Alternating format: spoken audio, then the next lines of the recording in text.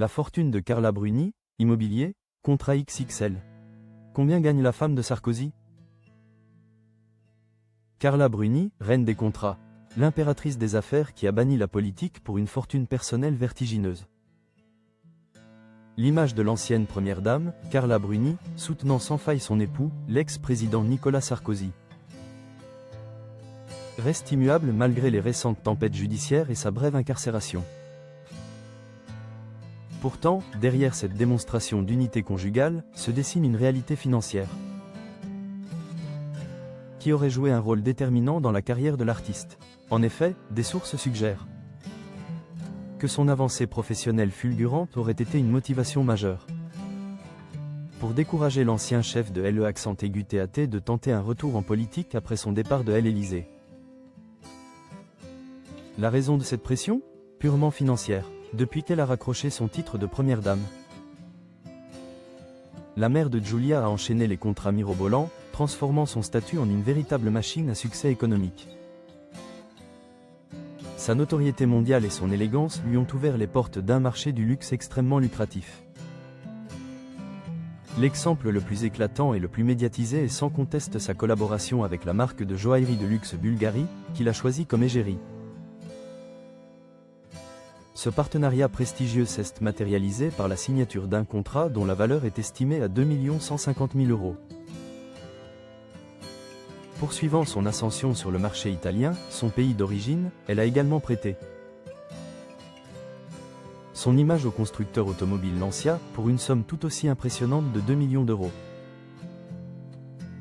Loin de l'ombre médiatique et politique de son mari, Carla Bruni aurait solidifié un patrimoine personnel déjà considérable, désormais estimé à plus de 18 millions d'euros. Ses actifs immobiliers témoignent de cette aisance, incluant notamment un appartement luxueux dans le très chic 17e arrondissement de Paris, ainsi qu'un hôtel particulier de grande valeur. Il est vrai que Carla Bruni a toujours évolué dans la stratosphère des chiffres à 6 et 7 zéros. Faisant partie des mannequins les mieux payés de sa génération, elle avait déjà accumulé des revenus s'élevant à 4,2 millions d'euros au cours d'une décennie de carrière sur les podiums. Même sa transition vers le monde musical s'est révélée financièrement fructueuse. Son premier album, Quelqu'un m'a dit, a explosé sa notoriété, lui permettant de décrocher des campagnes publicitaires extrêmement lucratives. Selon les estimations détaillées de nos confrères du magazine Capital, l'ancienne première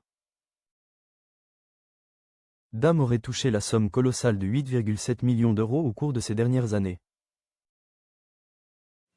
Grâce à la diversification de ses activités, prouvant que son pouvoir des attractions médiatiques se monétise avec une efficacité redoutable. Château est l'empreinte d'une grande fortune italienne, le château vendu 17,5 millions d'euros. Il est fondamental de rappeler que cette aisance financière trouve ses racines dans un héritage historique exceptionnel. Carla Bruni est issue d'une famille d'une richesse considérable, une véritable dynastie industrielle italienne. Le père de la chanteuse, Alberto Bruni Tedeschi, héritier d'une riche lignée d'industriels, lui a transmis le sens aiguisé des affaires. Le symbole le plus frappant de cette fortune familiale fut la cession, en 2009, de leur magnifique propriété près de Turin. Le château de Castagneto Po.